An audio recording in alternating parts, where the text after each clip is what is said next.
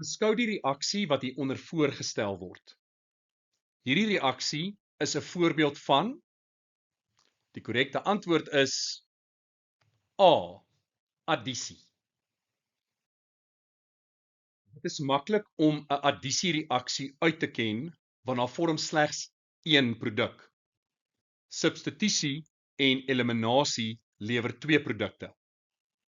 Op skoolvlak gaan jy ook maklik 'n addisiereaksie kan uitken, want in al die reaksies wat jy moet ken in graad 12, begin al die addisiereaksies met 'n onversadigde alkeen. So kyk uit vir 'n dubbelbinding. Substitusie en eliminasie begin telkens met versadigde bindings. Nou in hierdie geval begin ons met eteen. Die addisiereaksie wat hier ter sprake is hidrogenering. En die enkele produk wat vorm is etaan.